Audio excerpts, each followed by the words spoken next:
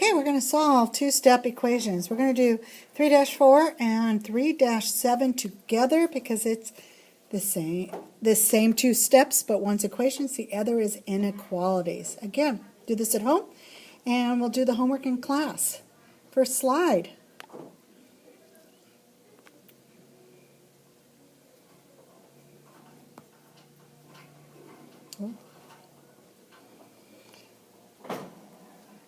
All right, on two-step equation, it's called two steps because there's two operations. In this case, we have multiplication,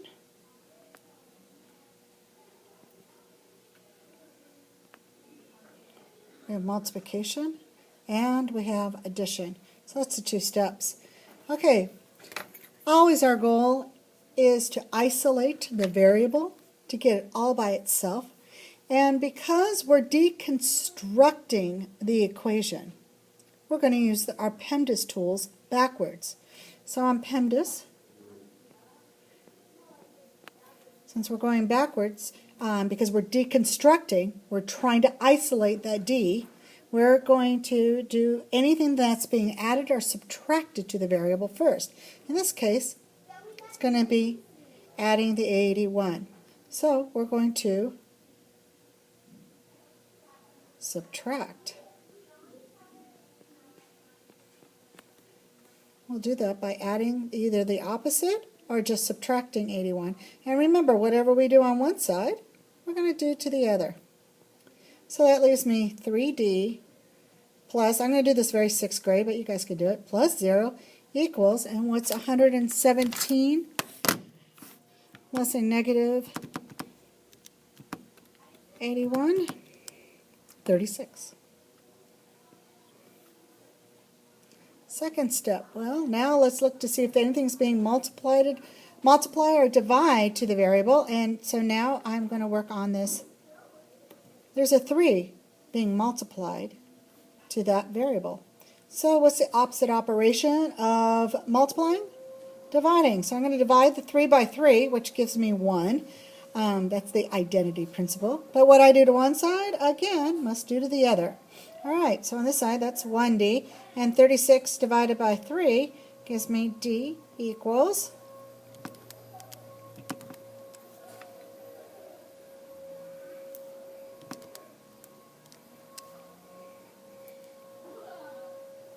12. Oops. All right, there's my answer. Now, you don't have to live knowing, did I do it right or I didn't do it right? Check your work. Check the work. And how you check the work is I plug it back in. It does 3 times 12 plus 81 equal 117. Well, 3 times 12 is 36 plus 81 is 117. And it is 117 equals 117. It works. All right.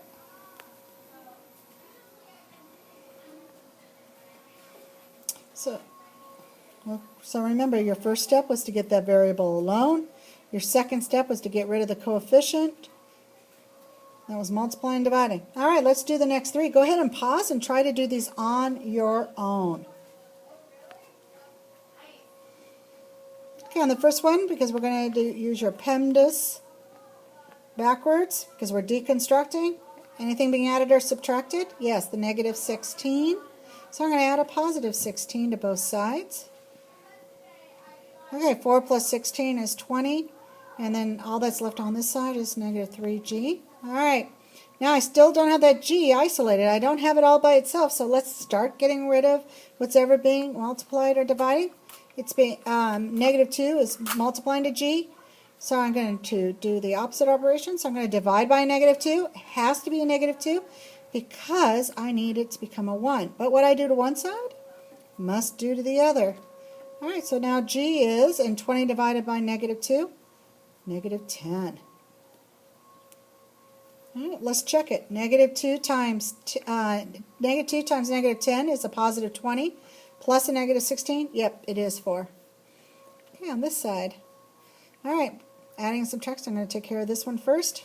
So I'm going to add the opposite, which is a negative 20.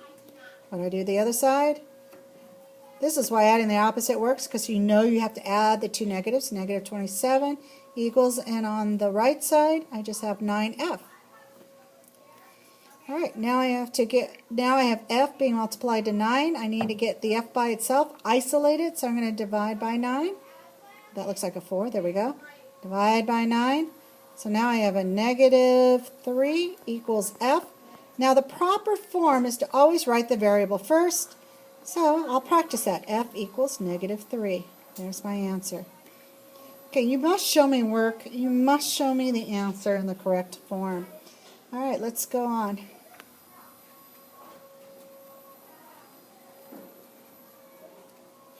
All right, if you notice that if I had negative 2g minus 16 is the same thing as adding a negative 16, you should be comfortable doing it both ways.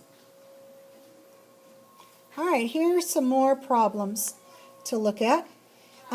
Question number 5, how are these problems different from the previous 3? What's going on in question number 5? Well, this is only one operation. You only have multiplication. I am getting better writing on this. No, maybe not. So all I have to do is divide. I want y by itself. It's being multiplied to 4. The opposite operation is dividing. So negative 75 divided by 4. And I've got a negative 18.75 equals y. Now proper form, write it with the y first. Y equals negative 18.75.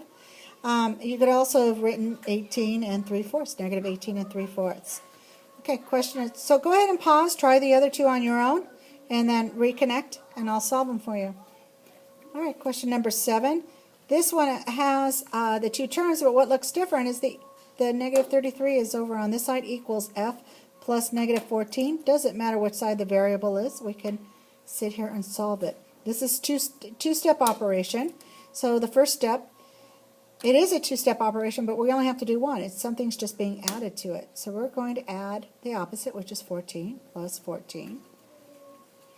Okay, that just leaves f equals, and negative 33 plus 14 is a negative 19. All right, proper form, f equals negative 19. I said it's a two-step only because I'm used to thinking of a 1 in front of the f, but I only had to do one step to solve it. I just had to add the opposite. Okay, the last one, question 10. This is a one-step, but this one is a division problem. Think for a moment, how can I can divide by a negative 7/9 on both sides. That would work. Except there is a simpler method. And in fact, even when you divide by negative 7/9, you end up multiplying by the reciprocal. So what's the reciprocal of negative 7/9? A negative 9/7. What I do to one side, I must do to the other. Now I can't speak. All right, so 9 over 9, that's 1. 7 over 7 is 1. And so that's a positive 1. That leaves me a equals. I could see, remember this 77 is 77 over 1. When multiplication, you multiply across the top, multiply across the bottom. But you could also cross-simplify. That means if I find anything in the numerator, anything in the denominator that goes into each other evenly, I can reduce right here. So I see that I have a 7 in the denominator, and 7 goes into 7 one time, and 7 goes into 77 7 times. So now my denominator is a 1, so I have a whole number. 7 times a negative 9, and I'm not going to sit here and make bad math mistakes again, is a negative 63. There we go. All right, next one. Okay, word problem. In it, Trina bought some juice boxes on sale for 30 cents each. She also bought a box of granola bars for $3.29. This is no sales tax. This is no, that's not even written right. There is no sales tax on food in her state. Her total bill was $6.59. How many juice boxes did Trina buy? Okay, the first thing you need is to come up with a variable, and we're going to use the old standby x. But tell me, what does the x stand for? How about juice boxes? And what's your, there's no y in it. There's only an x. So let's do the equation. We have a total. It's $6.59. So what did she buy for $6? What does that equal? Well, she bought some juice boxes for 30 cents each. So let's do that. 30 cents. And what do we have for juice boxes? Oops, is x. So if I buy one box, it's 30 cents times 1. If I buy 3 boxes, it's 0.30 times 3, and so on and so forth. And then a box of granola, so let's see, I add that to the total, and that's $3.29. Remember, that's our constant. 3.29 is the constant, and the 0.30 is what is being adjusted by the variable. Okay, now we can start solving. How many juice boxes? So put it down here to PEMDAS backwards. What's being added to the variable? $3.29. So let's add the opposite. Or subtract if you feel up to it. Just go straight to subtracting. All right. So on this side, on the right side, I have 9 is 0. 5 minus 2. Remember, you have to line up decimals. 5 minus 2 is 3. Bring down the decimal. And 6 minus 3 is 3. Okay, $3.30 equals 0.30 times the juice boxes.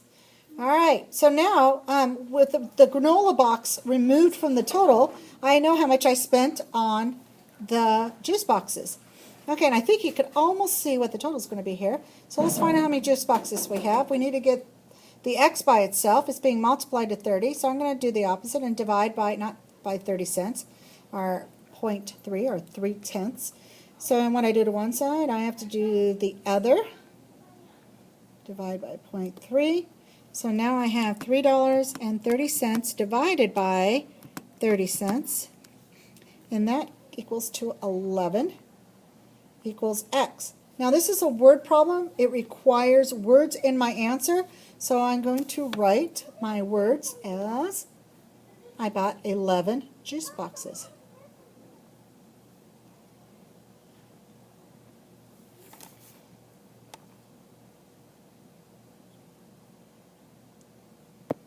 All right.